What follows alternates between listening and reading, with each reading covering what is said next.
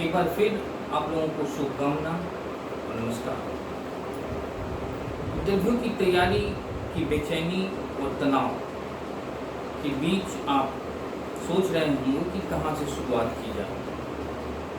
इसमें घबराने की जरूरत नहीं है, क्योंकि इंटरव्यू कोई बहुत बड़ी बात नहीं होगी अगर आप मानसिक रूप से तैयार होंगे। मानसिकता का जो स्तर होगा वह आपके चिंतन पर निर्भर करता है। मुख्य परीक्षा में रिजल्ट आ जाना बहुत बड़ी बात है, लेकिन अंतिम रिजल्ट में आना थोड़ा कठिन होगा, इसलिए कि अंतोगत्वा उसमें से लड़कों को छटना ही है। यह नकारात्मक मैं नहीं बता रहा हूँ, मैं सावधानी के लिए कह रहा हूँ। इसलिए अपने जवाब और अपने सोच को थोड़ा सा अलग करना होगा ताकि आप चुने जा सकें। लगभग 3800 रिजल्ट में मात्र 1400 के आसपास अंतिम रिजल्ट में नाम आएंगे, तो स्वाभाविक है इसमें से बाकी छटेंगे। लेकिन आप न छटें, इसके लिए ज़रूरी है, एक तो रिटन की परीक्षा का मार्क्स बहुत महत्वपूर्ण है, लेकिन इंटरव्यू में मार्क्स बहुत फ्लैक्चुएट करते हैं। 120 नंबर की इंटरव्यू में 100 से लेकर नीचे 30 तक नंबर दिए जा सकते हैं, लेकिन आपका जवाब और आपकी सोच कैसी है यह बहुत महत्वपूर्ण है। इसलिए मैं आज आप लोगों को कुछ सवालों के जवाब देने के बारे में बताऊंगा, जो आज समसामयिक रूप से बहुत महत्वपूर्ण है, और इससे जवाब तो आपको देने ही होंगे। कुछ सवाल तो होंगे ही, तो सबों को फेस करना होगा, लेकिन जवाब तो सब देंगे, लेकिन विशिष्ट तरीके से जवाब देने के लिए आपको कुछ अलग तरीके से सोचना होगा। जैसे कुछ सवाल, क्या भारत को चीन पे आक्रमण कर देना चाहिए? क्या कोरोना संकट के लिए सरकार जिम्मेवार है? क्या चीनी सामानों को भारत में प्रतिबंधित कर देना चाहिए? क्या राम मंदिर बनना उचित है? ऐसे कई सवाल। क्या बिहार में स्वास्थ्य सेवाएं चरमराई हुई हैं? ऐसे कई सवाल हैं। क्या अप्रवासी मजदूरों के मामले में सरकार पूरी तरह से फेल कर गई है? आपको मैं पिछले क्लास में बता चुका हूं कि 4 बिंदुओं को हमेशा याद रखना है। उसमें पहला था संविधान की सर्वोच्चता, दूसरा था कि सरकार के विरुद्ध नहीं जाना, और चौथा था सकारात्मक सोच। इसके बाद जो बातें थी वह था कि आपकी सोच के हर जवाब में हाशिए पर के लोग या अंतिम व्यक्ति के लोग केंद्र में होने चाहिए। इन बातों को ध्यान में रखते ही तमाम जवाब देना है। ऐसे कई सवाल हैं, मैं बारी बारी से सबों को बताऊंगा, लेकिन इससे पहले आपको कुछ अन्य सलाह। अब जैसे ही इंटरव्यू की कुर्सी पर बैठेंगे, उससे पहले की प्रक्रियाओं को मैं बताऊंगा कि कैसे क्या होता है। उसका एक सिलसिलेवार ढंग से मैं सारी चीज़ों को डील करूंगा। लेकिन ये जो हॉट सवाल है, जिसका जवाब तो सब देंगे, लेकिन जो विशिष्ट देंगे उनसे आपका व्यक्तित्व और मानसिकता का पता चलेगा। इसलिए मैं इन सवालों को लेकर आया। अब जैसे ही कुर्सी पर बैठेंगे, आपसे तुरंत पूछा जाएगा आपका रोल नंबर कितना है। आप हर जवाब से पहले 2 सेकंड रुकना है, तब जाके जवाब देना है। और किसी भी जवाब से पहले सर और अंत में सर से शुरू करना है और सर पे खत्म करना है। सर 32, 35, 41, कुछ भी जो भी है आपका रोल नंबर। ये नहीं कि 3445, 46 करते रहना है,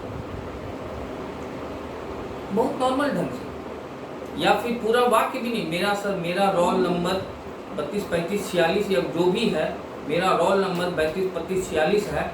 इतने लंबे वाक्य नहीं, सर 32, 35, 46। उसके बाद पूछेंगे वो कि आपका नाम क्या है? सर वेदांत चंद्र। ओ, तो फिर उनके पास 5 मेंबर्स होंगे आगे बैठे हुए, बीच में चेयरमैन बैठे होंगे, उस बोर्ड के चेयरमैन। आपको हमेशा उस चेयरमैन को देखना। हाँ, अब दूसरे मेंबर सवाल पूछ रहे हैं तो केवल गर्दन घुमाकर उनकी ओर देखना है, उनको जवाब देना। फिर से चेयरमैन की तरफ आ जाना। जब तक वो सवाल कर रहे हैं तो जवाब भी उधर ही चेहरा करके देना है, पूरे शरीर को नहीं घुमाना है, केवल हल्का सा गर्दन घुमाना है। और एक फाइल तो आप हमेशा अपने साथ रखेंगे, जिस फाइल में आपका डॉक्यूमेंट्स होगा, वह फाइल होगा आपका जो फूट लगा हुआ, रस्सी बांधा हुआ होता है, वो आपके बॉडी लैंग्वेज को बहुत ही आकर्षक और आत्मविश्वासी बनाता है। उसे आप जाम पर रखेंगे और बहुत ही नॉर्मल ढंग से, आराम से नहीं, बस बीच में बैठना है, हैंडल पे हाथ नहीं रखना है, फाइल को दोनों हाथ से पकड़े रहना है ऐसे, और थोड़ा सा बहुत टाइट नहीं लेकिन थोड़ा सावधान मुद्रा, आंखों में आंखें डाल के बात करना है, न बहुत मुस्कुराना है न बहुत चिंतित होना है, बहुत नॉर्मल बिहेव की तरह आपको जवाब देना है। और हमेशा चेयरमैन की तरफ, शांति बनी रहे तो चेयरमैन तरफ, बाकी जो सवाल पूछ रहे हैं उनको जवाब देना है। और जवाब देने वक्त अगर वो चुप हैं, आप जवाब दे रहे हैं तो बोलते जाना है। जैसे ही वो अगला सवाल कर रहे हैं तो जहां आप जवाब दे रहे थे वहीं रोककर उनके सवाल को सुनना है और उसके बाद 2 सेकंड रुककर उनका जवाब देना है। और अगर एक साथ 3-4 जवाब दे रहे हैं, 3-4 सवाल लोग एक साथ पूछ रहे हैं, तो बारी बारी से समूह का जवाब देना है और बहुत जल्दी जल्दी सबका जवाब देते जाना है, हड़बड़ाहट पे नहीं, बहुत आराम से। और सवाल पूछते हैं तो अक्सर हमेशा सर से शुरू करना है। अगर वो पूछे, क्या आपको लगता है कि भारत में चीनी सामानों को प्रतिबंधित कर देना चाहिए? आपका जवाब यहाँ बहुत महत्वपूर्ण है। आपको सोचना, 2 सेकंड सोचकर कि सर हमें पहले अपने तकनीकी विकास और स्किल्ड मजदूरों की स्थिति को मजबूत करते हुए उत्पादन को बढ़ाना होगा। हमने अपने उत्पादों को बढ़ाकर हम एक अच्छा विकल्प तैयार करके हम चीनी सामानों को टक्कर दे सकते हैं। बंद करने से जो हाशिए पर के या गरीब लोगों तक जो सस्ती वस्तुएं पहुंच रही हैं वो अनुपलब्ध हो जाएंगी, जिससे और असंतोष बढ़ेगा। इसलिए हमें पहले इसका एक मजबूत विकल्प तैयार करना होगा। अनुसंधान और स्किल्ड मजदूरों को इसमें प्रशिक्षित कर हमें उत्पादन बढ़ाना होगा। अगर वो चुप हैं तो आगे बोलते रहना। सरकार को भी इसमें रक्षात्मक उपायों के द्वारा अधिक सब्सिडी देनी चाहिए, कई ऐसे कानूनी सहायता देनी चाहिए जिससे कि ये उद्योग और ऐसे लघु कुटीर उद्योग आदि विकसित और चाइनीज सामानों के विकल्प तैयार कर सकें। आपको शुरुआत में ही सबसे बड़ी बात होगी, अगर वो कहे नहीं बंद कर देने से ही मतलब आपका विकल्प तैयार होगा, आप बंद कर दीजिएगा तभी ना आपका उद्योग धंधा और तमाम चीज़ें उसके विकल्प के तौर पर तैयार होंगे। सर ठीक है, लेकिन इससे सर जरूरी है कि हमें पहले विकल्प तैयार करें। उनकी बात को काटना नहीं है, उनकी बात को सहमति दिखाते हुए अपनी बात करना है। हाँ सर, प्रतिबंधित करना होगा, लेकिन आपके पास जो शब्द है वो बहुत महत्वपूर्ण है। आपको हमेशा लेकिन से बचकर आगे जवाब देने में सुविधा होगी। लेकिन ऐसे जैसे कि आपको अक्सर दोस्तों के बीच में ये बात होती है, क्या जी आज मुर्गा खाया जाए, आपका मन है या नहीं है इस पर निर्भर नहीं करता। अगर आपका दोस्त कहता है चलो जी आज मुर्गा खाते हैं, आपकी तबीयत ठीक नहीं है या आप खाने के मूड में नहीं है या पैसा देने के मूड में नहीं है, तो यहाँ जवाब आपका होगा खाने का मन नहीं है, लेकिन अगर तुम चाहते हो कि खाया जाए तो चलो खाते हैं। दोनों बात कहनी और आपका जवाब बाद वाला आपका जवाब होगा और पहला वाला लेकिन से पहला वाला जवाब उनका हो, ऐसे ही जवाब दिया जाता है। स्पष्ट तौर पे जवाब दीजिएगा तो फंसते चले जाइएगा। हाँ सर, चाइनीज सामानों को प्रतिबंधित कर देना चाहिए, क्योंकि इससे चीन अपनी आर्थिक स्थिति को मजबूत करता है, जिसे वो साम्राज्यवादी विस्तार चाह रहा है। आप इंटरव्यू बोर्ड को वैश्विक स्तर पर ले जाने की कोशिश कर रहे हैं। अगला सवाल आपसे साम्राज्यवाद से पूछा जाएगा। साम्राज्यवाद क्या है जी? यहीं से दूसरा कोई जवाब पूछ सकता है, साम्राज्यवाद क्या है? इन चीजों को बताऊंगा, फिर आपका इंटरव्यू बोर्ड दूसरी तरफ जा रहा है। ऐसे ही जवाब दिया जाता है। अगर उससे आपसे पूछा जाए कि क्या जी राम मंदिर बनना उचित है, तो अक्सर साधारण सा जवाब होगा कि सुप्रीम कोर्ट के आदेश के आधार पर बनाया गया है, इसलिए सही है। ये आपसे पूछा जा रहा है, सुप्रीम कोर्ट की बात नहीं है। आपको जवाब क्या देना है इस पर निर्भर करता है। आप दूसरे की बात, सरकार या सुप्रीम कोर्ट या तमाम तरह के दूसरे चीज़ों से यह जवाब तैयार कर रहे हैं, इसमें आपकी मंशा तो नहीं आ रही है। हाँ, इसमें आपका जवाब होना चाहिए सर बनना उचित है, लेकिन हमें दूसरे समुदायों को भी विश्वास में लेना चाहिए, और तमाम सुप्रीम कोर्ट और सरकारों ने इसके लिए प्रयास किया। आप पहले ही कह चुके हैं उचित है, लेकिन दूसरे समुदाय, आप यहाँ समुदाय, मुसलमानों को कभी भी मुसलमान नहीं करना, समुदाय कह सकते हैं।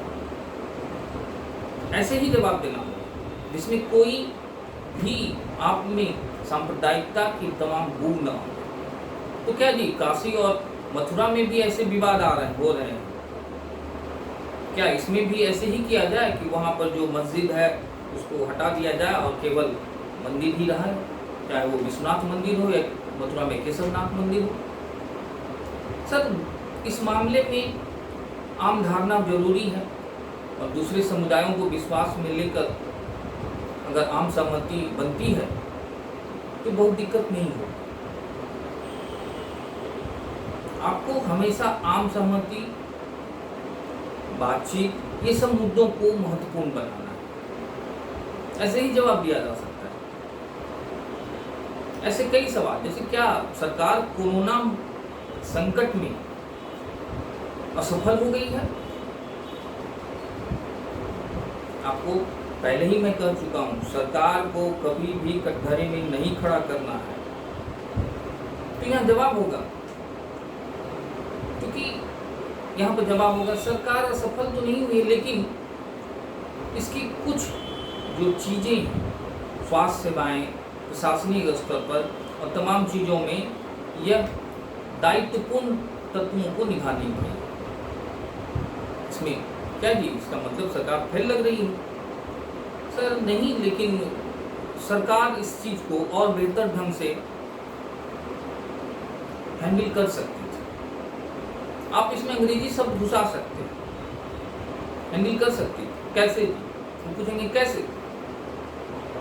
कि पहले हमें अपने संसाधनों को मजबूत करना होता, स्वास्थ्य सेवाओं को, तमाम चीज़ों को, लॉकडाउन से पहले की स्थितियों को, कोरोना से उपजे संकट के लिए विकल्पों को तैयार करना चाहिए। और उससे भी जरूरी है सर, सरकार से अधिक जरूरी है आम जनता की सहभागिता, महत्वपूर्ण चीज़। इसे सरकार को हम जिम्मेदार न मानकर हमें अपनी सहभागिता को थोड़ा सा सक्रिय करना चाहिए। और यह संकट हमारी कमियों के कारण पैदा हुआ। ऐसे ही जवाब होगा। इसमें सरकार को नहीं, अपने ऊपर दोषारोपण करना है कि हम कहाँ कम थे। फिर अगला सवाल होगा, क्या जी बिहार में चुनाव होने वाले हैं? ऐसी परिस्थिति में चुनाव होने चाहिए संकट में, ये कोरोना संकट में? ऐसे ही वो हिलते रहेंगे, डुलते रहेंगे, मस्ती से आपसे सवाल पूछते रहेंगे, आपका तनाव चरम पे है, वो रिलैक्स मूड में होंगे, वो मजाकिये मूड में होंगे। ऐसे 5 बैठे होंगे, उसमें चेयरपर्सन या कोई भी ऐसे ही सवाल पूछे, क्या जी चुनाव होना चाहिए? चुनाव आयोग तो कह रहा है कि चुनाव होना चाहिए। इसमें फिर सरकार के विरुद्ध नहीं जाना है, इसमें साफ जवाब देना चाहिए कि चुनाव होने चाहिए, लेकिन हमें आम जनता और परिस्थितियों का व्यापक मूल्यांकन के बाद, कोरोना संकट में व्यापक मूल्यांकन के बाद हमें चुनाव के लिए तैयार होना चाहिए। यहाँ पर आप हाँ भी कह दिए हैं और मूल्यांकन की भी बात कर दी है कि कोरोना संकट कितना हमारे लिए भविष्य में उस चुनावी दौर में और विकराल हो सकता है। इस तरह से ही जवाब देने होंगे। ऐसे कई सवाल आएंगे जिसमें आपको मध्यम मार्गीय रूप से अपनाते हुए जवाब देना होगा। दो टूक जवाब कभी नहीं, आपको हमेशा बीच का रास्ता अपनाना चाहिए। जैसे मैं एक बार इंटरव्यू दे रहा था यूपीएससी, उसमें पूछा कि आप कोई खेल पसंद करते हैं, कोई खेल खेलते हैं? मैं नहीं खेलता, या खेलता भी हूँ उसके बारे में मुझे जानकारी बहुत कम थी। मैं जानता था कि अगर मैं कहूँ कि क्रिकेट पसंद है या बैडमिंटन पसंद है या कोई भी, तो उससे तबातोड़ सवाल है, जिसके लिए मैं बहुत तैयार नहीं था। तो कहा सर थोड़ा बहुत क्रिकेट बैडमिंटन खेल लेता हूँ, लेकिन मुझे पेंटिंग का शौक है। ओह पेंटिंग, आ गए, हम अपनी तरफ ले आए बोर्ड को। कहा पेंटिंग करते हैं आप? हाँ सर, पोर्ट्रेट बनाते हैं कैनवास पर और थोड़े बहुत चित्र। अच्छा, आप किसी भारत के बड़े पेंटर को जानते हैं? 2 सेकंड रुक कर। हाँ सर, M.F. हुसैन, और भी हैं कई, लेकिन M.F. हुसैन मुझे पसंद है। क्यों पसंद है? उनकी जो तस्वीरें, उनके जो पोर्ट्रेट्स हैं, उनके जो कैनवास पर जो चित्र हैं, वो मेरी समझ में आता है और अच्छा लगता है। लेकिन वो तो बहुत विवादित आदमी है, वो पूछ रहे हैं। चुप था मैं। फिर उन्होंने तो हिंदू देवी देवताओं के नंगे तस्वीर बनाए हैं, सरस्वती की सीरीज बनाई है और भारत अन्य हिंदू देवी देवताओं के, तो ये तो बहुत गलत है। आप उसके फैन हैं। मैं फंस चुका था, लेकिन तुरंत जवाब हुआ कि सर अभिव्यक्ति की आज़ादी तो जरूरी है, खासकर सीजन में, लेकिन सृजनकर्ता को या मैं स्वयं जी को दूसरे समुदायों के भावनाओं को भी आहत नहीं करना चाहिए। अपने दायित्व को, कलाकार के दायित्व को भी निभाना चाहिए। बस यहीं तो मेरा इंटरव्यू खत्म हो गया। जवाब बहुत सटीक था। पूरे बोर्ड के जवाबों में केवल ये मेरा अंतिम जवाब, मुझे इंटरव्यू में काफ़ी मार्क्स आया, रिटन में बहुत महत्व है, लेकिन इंटरव्यू बोर्ड में यह बोलना, बस पूरे बोर्ड का मार्क्स एक अचानक से बदल गया एक अंतिम जवाब से। उसके बाद सभी मुझे कहते हैं कि आप जा सकते, थैंक यू। तो यहाँ पर जो मैंने जवाब दिया कि चित्रकार ने, M.F. हुसैन ने नंगी तस्वीरें बनाई, उन्होंने गलत किया, लेकिन सृजनकर्ता या अभिव्यक्ति की आज़ादी को भी अगर हम रोकते हैं, ये भी गलत है। लेकिन अभिव्यक्ति की आज़ादी के साथ साथ हमें अपने दायित्वों को भी निभाना चाहिए। जैसे क्या लड़कियों को ड्रेस कोड या अपने वस्त्रों को सलीके से पहनना चाहिए, जीन्स या स्कर्ट्स या ऐसे ड्रेस नहीं पहनने चाहिए? क्या ड्रेस कोड लागू होना चाहिए? इसमें साफ साफ है सर, वस्त्र कपड़े पहनने की आज़ादी तो मिलनी चाहिए, लेकिन लड़कियों को सामाजिक दायित्वों को भी ध्यान में रखना चाहिए। बस ऐसे ही जवाब होते हैं। आप बड़ी आसानी से ऐसे विवादित या द्वंद्व वाले सवालों का जवाब देकर बच सकते हैं। ऐसे कई सवाल होंगे, मैं सभी हॉट सवालों का जो बहुत ही महत्वपूर्ण होंगे, उनका जवाब देने की कला में सिखाऊंगा। लेकिन इन जवाब देने का जो स्टाइल होगा, उसमें भाषा, अभिव्यक्ति, आपकी मानसिकता, आपका नेचुरल बनावट, ये सब कृत्रिम रूप से ओढ़ कर नहीं संभव। इसमें आपके मौलिकता में आनी चाहिए। इंटरव्यू बोर्ड के तमाम लोग आपके मौलिक सोच को ही सवालों के द्वारा उभारना चाहते हैं। आप कितने आक्रामक हैं, कितने आप एग्रेसिव हैं, कितने आप सहनशील हैं, सभी मानसिकताओं का ही है। अंतर्वीक्षण है, आपके अंदर का वीक्षण है। वीक्षण मतलब देखते हैं कि आपके अंदर क्या है, तब जाके वो जब आपके बारे में असेसमेंट करते हैं। एक सवाल तो बहुत गजब था एक इंटरव्यू में कि आपको डीएसपी के लिए या बिहार प्रशासनिक सेवा के लिए क्यों चुना जाए। अब लीजिए, आप बेहतर हैं तो आप तो स्वयं तो नहीं कर सकते हैं, आप काबिल हैं ये भी नहीं सकते हैं, अब मेहनती इन जवाब नहीं। इसका जवाब बहुत टफ है, मैं इसका जवाब अगले क्लिप में दूंगा। आप तमाम सवालों का जवाब इसी तरह से सोचिए, उन चारों पॉइंट्स को लेते हुए, और मैं इसी तरह के कई सवालों का जवाब देता रहूँगा। लेकिन मुझे तब हौसला मिलेगा और मैं बेहतर कर सकूँगा जब आपका लाइक या सब्सक्राइब बढ़ेगा। मेरा नंबर है, जिसको दिक्कत हो आप मुझसे व्हाट्सएप के द्वारा सीधे संपर्क करके सवाल पूछ सकते हैं या उसका जवाब जान सकते हैं। जहाँ दिक्कत हो आपको खुली छूट। ऐसे कई सवाल होंगे और कई ऐसे मुद्दे होंगे आपके ड्रेस के बारे में, आपके उस दिन के पूरे प्रोग्राम के बारे में, आपके सब्जेक्ट्स के बारे में। इसी तरह से मैं इतिहास के भी कई टॉपिक्स पर बात करूंगा, हिंदी के कई टॉपिक्स पे बात करूंगा, LSW और तमाम सब्जेक्ट्स के टॉपिक्स पे भी बात करूंगा जहां से सवाल पूछे जाएंगे। कोई सवाल कोई व्याख्यात्मक नहीं पूछा जाता है, आप जानते हैं और उसका जवाब कैसे देते हैं।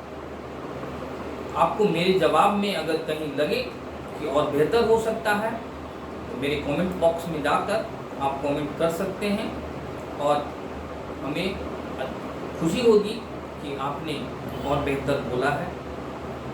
इसके साथ मैं अगले क्लिप में फिर मिलूंगा। यह मेरा दूसरा क्लिप था। मैं क्रमशः देता रहूंगा और सभी मुद्दों पर बारी बारी से बात करता रहूंगा। लेकिन आपसे उम्मीद है कि मेरे हौसला अफजाई के लिए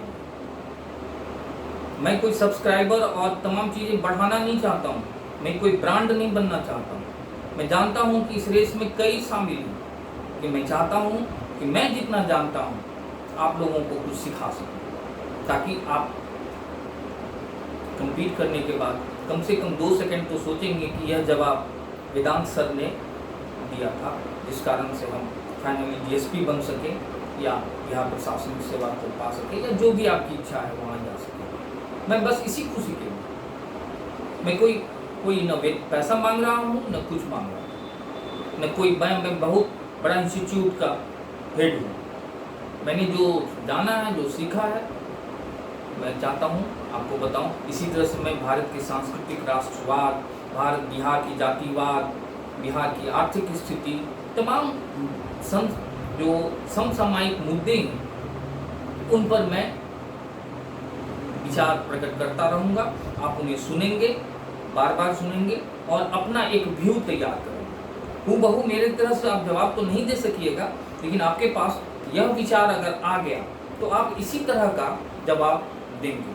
फिर मैं आप लोगों से मॉक इंटरव्यू भी लूँगा, जो तैयार होंगे, जो उनसे जुड़ेंगे, उनसे हम मॉक भी YouTube के द्वारा मैं लूँगा। लेकिन अभी वक्त है, तब तक आप अपने विचारों को, अपनी मानसिकताओं को, अपनी सोच को व्यापक बनाएं, विस्तृत बनाएं। संकीर्ण मानसिकता को निश्चित तौर पर बहुत ही नकारात्मक प्रभाव के साथ अंत मिलते हैं। इसी के साथ मैं आज एक छोटे से क्लिप को खत्म करता हूँ, लेकिन आपका सब्सक्राइब या लाइक ये मेरे लिए बहुत फ़ायदेमंद होगा, ताकि मैं और बेहतर कर सकूँ।